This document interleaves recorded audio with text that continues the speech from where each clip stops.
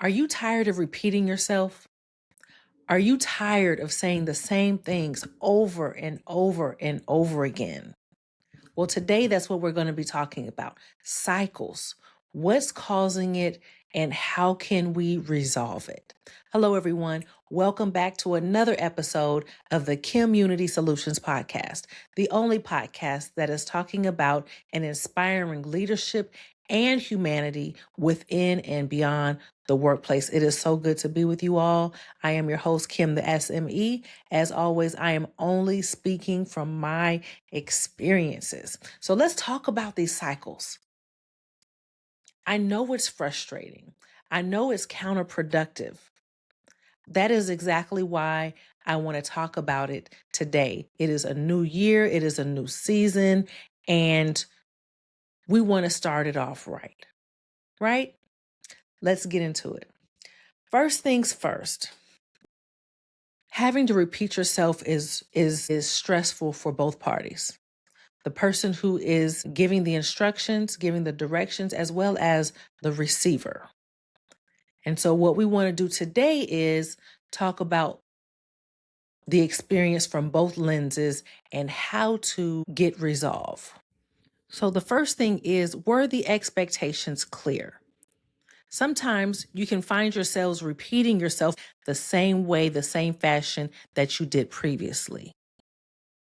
It's important, especially for leaders out there in the workplace, that you understand who you're speaking to. So number one, if you have a team, do you understand your team? Do you understand your team individually? It's very important that we understand our team and our team members. How do they best respond to directions? Do they prefer emails or verbal communication? What are their challenges? What are their strengths? What are their goals? Are you trying to direct them in a direction that is not their strong point? We have to know who we're working with individually. Does it seem like a lot of work? Yes. Is it? It's not a lot of work. And it's always best to do this and get this type of understanding on the front end instead of always having to repeat yourself on the back end. How were those instructions delivered? And when I'm speaking to you leaders, I'm not pushing blame on you. These are things that I want you to think about. These are the different sides of the coin that I want you to think about. Maybe this one doesn't apply to you, but another one will. But some of you are finding yourselves repeating yourself over and over again, when really you need to try it a different way. Your approach needs to change. Are you asking them if they understand afterwards? I remember being in the workplace and instructions being given to me, but I didn't understand how what I was creating was going to be relayed to someone else, if it was going to be relayed to someone else, how it was going to be used, what the benefit of it was, what they were expecting on the other end. So it's very important to make sure that your staff, your teams are fully aware of what is expected. That's how you get the best benefit. Now, I know there's some of you out there that are just saying, I just want you to do what you're told. Yes, but see, that's why you are finding yourself in this repetitive cycle, is because the other person, depending on their personality type, needs to understand the entire flow of the information. By you just explaining what you need and not explaining what the outcome is going to be used for, they don't have that full visual of what you're expecting and why. They could be even trying to improve upon what you're asking for. They could be trying to go above and beyond, but those steps that they're doing is counterintuitive to what you actually need as the end result. So number one, it's very important to be clear about your expectations, not just on the front end, but the end result. Also, it's important to understand who you're speaking to. And do they clearly understand? Can they repeat back to you exactly what you're looking for? Number two, are your instructions implied or explicit? And when I say that, I'm asking, are you generalizing the conversation? Are you saying what I would like instead of this is what I need? This is what I expect. This is what the end result should look like. Are you speaking to an entire team when really you need to be specific to an individual? This is something that happens quite frequently. This even happens in households. I'm sure you can remember when you were a child. Now, I can't because I'm an only child. I didn't have siblings. But let's say you have 3 children and someone was coloring on the wall. They had markers all over the wall. And you know exactly who did it. But instead of talking to that one person, you are chastising all 3 children. Well, number one, that's not fair to the other 2. And in order to prevent that same behavior, you really need to speak specifically to the person in charge of that, to the person responsible for that occurrence, for that assignment, for that error, for that omission. Are you speaking directly to the person who needs to hear it? Do they understand that you are speaking directly to them? Or is it vague? They need you, your team, your staff, your frontline employees. They need you to be specific. They want you to hold those people accountable, whoever is responsible. So let's make sure that we're doing that. These are just things that we can keep in mind as far as preventing the cyclical patterns. Okay, we want to increase productivity. We want to increase profitability. We want to make sure the employee morale is lifted. So these are all steps that benefits the outcome as well as the culture and your team. Another reason why you may be finding yourself in a repetitive cycle is because you haven't addressed competing responsibilities. So if something else is due at that same deadline, which one should be coming first? Which one are they prioritizing? So it's important to communicate with your team and also make sure that they understand that you welcome questions. Making sure that they understand that it's okay to come to you if they have questions, if they're unsure, if they're unclear. Otherwise, it's a done deal. You're going to keep going in circles because they don't feel comfortable. They don't feel comfortable asking for clarity.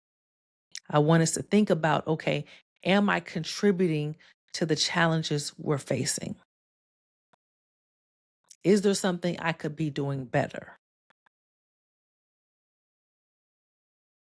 As you're giving instructions and directions, always ask for their insight. Okay, is there something else competing with this deadline?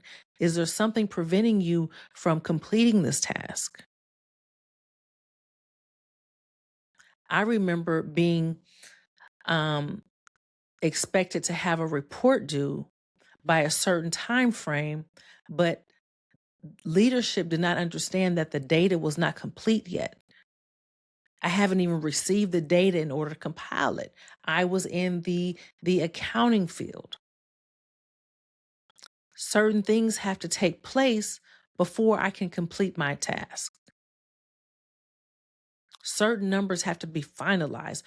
Because what you don't want is a report that is inaccurate. That's not what you want. So it's always important to make sure, okay, are there any other conflicting timelines, deadlines, flow of information, flow of data? Are there system challenges? That's also why I help businesses with their process documentation. Because frustrations can also come from process inefficiencies.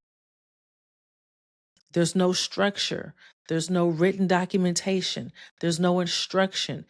Steps have to be assumed every month. every week or whenever this one-off occurrence transpires? Are we addressing the root causes of these challenges? Something else to think about. Maybe your instructions are clear. Maybe you've given great detailed instructions. You've laid out the expectations clearly.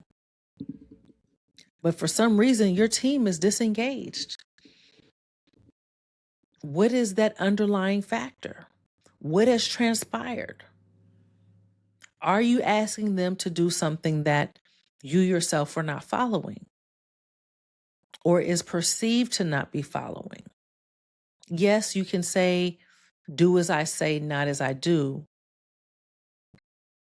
but that does not resolve the challenges. And what happens is these types of leaders are so quick to want to terminate this employee, right? But then they hire someone else, which is more expenses in training and lack of productivity because there is that growth stage. And then you see that same pattern again because the root problem has not been addressed. I just want to help. I am here to help. I am here to talk about the experiences that I had in corporate and how we can prevent it, how we can benefit the business, how we can meet our mission, our customers' expectations, actually go above and beyond our customers' expectations and be profitable. Another reason why you keep finding yourself in these cycles is because your feedback is not timely. How long are you waiting before you address the issue? How much time is going between the time it's noticed and the time it's addressed? When there's a delay in that response, you're not able to capture the full reason because that employee may have forgotten all the details that explained that delay, explained that incompetency, explained that inaccuracy. So it's important to be timely when you see that there's room for improvement and correction. Now, I can recall being timely. What I do when I'm giving instruction, I really, especially when they're new hires, I really try to understand, okay, what do you prefer? What is the best way for me to communicate? This is my style. I explain what my style is, and then I learn what they need. And this one person in particular, and I've spoken about this on a different podcast, is that I had written out procedures. There were written SOPs already. I would first sit down and train them side by side. I would go through it.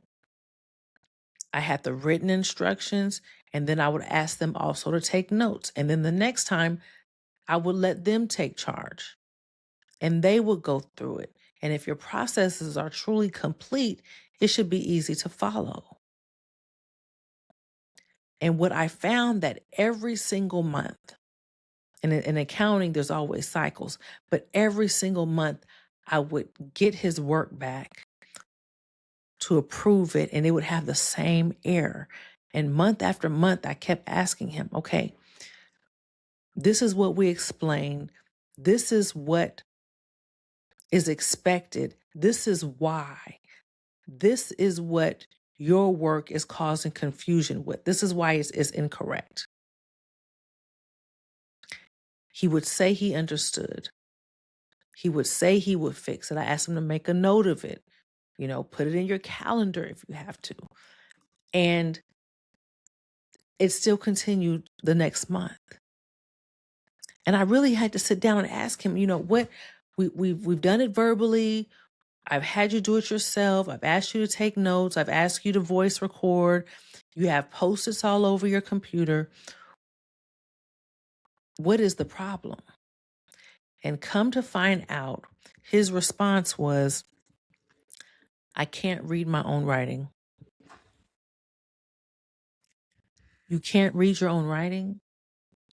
You can't read what I've written. You're not following directions. You're not listening to your voice memo. I mean, there's so many, and that goes into a whole different HR aspect, which I don't speak upon. But my point is, you have to understand your team. You have to ask questions. Otherwise, you will have these repetitive cycles. Are there repercussions? Do you find yourself continuing these same cycles because you don't have anything to back it up? In some workplaces, in some teams, there may be someone who is discreetly refusing, I'll put it like that, discreetly refusing to follow your directions so that that work can be passed on to someone else. And because there's a tight deadline, all leadership is doing is asking someone else to complete that task. Number one, that is so frustrating for your most productive, for your top talent employees, because they already have a lot on their plate. Most of the time, they have more than everyone else on their plate. And because they are responsible, because could be just in their nature, right? That's just the type of person they are, is to complete whatever's been given to them. And maybe they even respect you. And that's why they're going above and beyond. But it also creates this negative layer of resentment of, I can't take this anymore, of when are you going to address this bad apple? When do you see he's not contributing to this team? Why do I always have to pick up the slack and they get to slack? This is what your team is thinking about. Yes, they're getting the work done, but there's different layers under there. Yes, they're getting the work done, but that day that they call off, they are looking for another job. They are going on interviews. You are pushing them out of the door and you are keeping that bad apple. So we have to be mindful of the decisions we're making and our approach. Yes, there is a timeline, but that is when they need to stay and get the work done. I champion teams. I champion frontline staff. But I'm also, I also mean business. I'm also expecting productivity. I'm also expecting excellence. I'm also expecting teamwork. I'm also expecting innovation.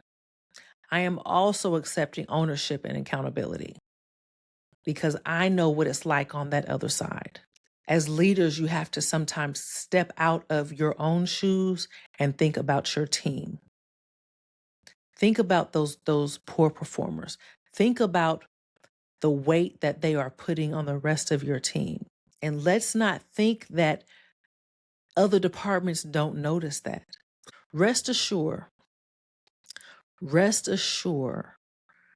that if this has been continuing, I don't want to say rumors, but if it is seen and there is a reputation that is being created, that is why it is so hard to fill positions in your department. That is why when vacancies are in other departments are open, nobody internally applies. Only external applicants are interviewing because the people inside know and they don't want any parts of it. They don't want any parts of it. So let's be cognizant of the decisions we're making and how it is impacting our teams, our culture, our productivity, and our actual business and profitability. I'm telling you all this in a helpful nature. Again, this is not about blame.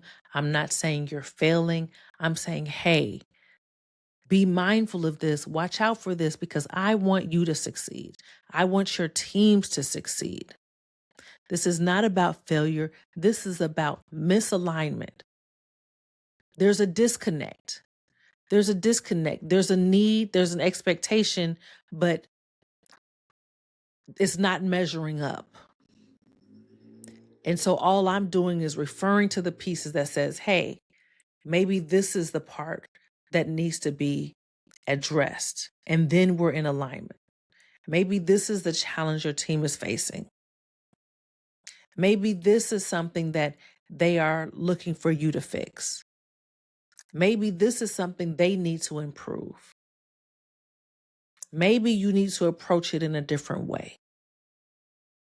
So I don't want you to think about this is about you failing or I'm blaming you for anything. I'm saying, hey, keep this in mind. Are you doing this? This may be beneficial to you. Your team will work harder for you if you take these items into consideration. Because that's what all leaders want. They want to look good. They want their teams to support them. You don't want to have to beg them to stay late to get their job done. No. A true leader is encouraging new leaders. They are encouraging leadership. They want someone who champions their work.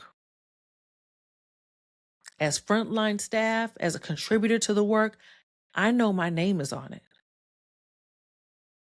It is my name and the date I completed on it, and I want it to look good. I take full ownership of it. If I make a mistake, I'm going back to find out, okay, where did I go wrong? How could this have been prevented? Do I need to make a side note on this? How can I remember this in the future? That is what your top talent is doing. Because again, everyone's going to make mistakes. We already know that. But how many times is it going to be repeated? It should be improved upon. There should be process improvements in place. Let's all win. And also, approach matters. Approach matters. How are you calling them out? Are you embarrassing them? Again, are you calling them out as a team, or are you speaking to the person who is responsible? What is your tone like? What is their perception of it? These are all factors of why we find ourselves in cycles that we wish were resolved. I've given you at least 10. I believe it's more than that, but I've given you at least 10 for you to think about. Making sure you're clear. Making sure you're direct and not implied. Making sure that you are expecting of them what they expect of you. Making sure there's repercussions. Making sure that all the work is not pushed off on someone else. There's accountability. Maybe a reminder is needed. Do you understand your team and how they function and how they're most productive and what their learning style is and what their interests are? They may be poor in one area, but will excel in the other. Are there, instead of passing off workload to someone else, maybe there's an exchange that needs to be made. Maybe they're better on the phones. They have the gift of gab. They want to talk more. Where did you find yourself in this conversation? Is there something that you can improve upon? Is there something tomorrow that you can go in the office and say, okay, this applies to me? Kim spoke about that. I just heard that. What is it that I spoke about that maybe you said, I never thought about that. I wonder if my team thinks that of me. I wonder if my team needs that. Maybe you're having more meetings that are unproductive, that a simple email would be more beneficial. Maybe if you sent an email out instead of having a 30-minute meeting about it, you would see better results. Do they have the right tools? Are you requesting something that is out of their capacity? Do they have the right training? How are you adding to them? Are they making use of the resources they already have? Maybe you've already given it to them. Maybe there's already a full drive of resources that they need to review again. So just let's make sure that we are utilizing the information that we already have, make sure that we are understanding the people we are working with, and that they understand the expectations of that particular task, and that they are held accountable. I hope this has been helpful. I hope I've mentioned something that has sparked something in you to say, okay, I can work in that area. These other areas I have under control. This other area I could probably try out.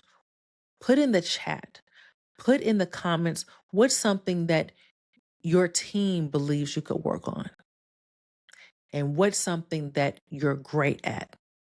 What's something your team says, no, my manager, my supervisor, my leader, they are exceptional at this. Write that in the comments. I know everyone doesn't want to point out something that they can work on. But if you don't feel like typing in something that you can work on, comment on something you believe your team says you excel at and why you believe that. I am your host, Kim the SME. You have been listening to the Community Solutions Podcast. I am so glad that you have joined me.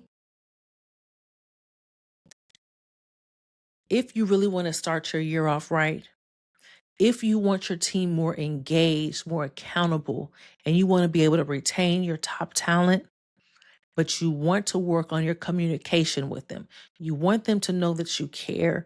You want them to know that you want them to excel. I have some conversation cards that would work great for you and your team. What happens is we spend so much time at work and we're only talking about measurements and statistics and goals and KPIs, your key performance indicators, and evaluations, that we forget we're working with humans. We forget to take them into consideration. We ask them how their weekend was, but by the time they say it, you didn't even fully hear what they said. You don't remember what they said. You don't follow up with what they said. These conversation cards helps move from those surface level conversations into more meaningful conversations. They're great icebreakers. You can use them at the beginning of your meeting just to lighten up everything. Because your team is so used to you coming in there just throwing out directions and instructions and do's and don'ts. Maybe they want to hear something different from you. Maybe you want to learn more about your team. Maybe you have introverts on your team who don't want to share what they did on the weekend. But if you ask them something general, they would share, they would open up a little bit, and that builds trust. When you have trust, you have progress. They feel that they can open up to you and communicate with you and bring you innovative ideas without you shutting them away, without it just being rhetoric of, yes, I have an open door policy, but that's it. It's just open. Nothing stays in, nothing is confidential, nothing is acted upon, nothing is taken seriously, nothing is taken in consideration. When you are working with people, you are not working with robots. Check out these conversation cards. They're called questions and perspectives, because none of us have the perfect answer, but we all have different perspectives. And collectively, we can create unifying solutions. I will have the link down below. It's been great. You all have a wonderful evening. Bye-bye.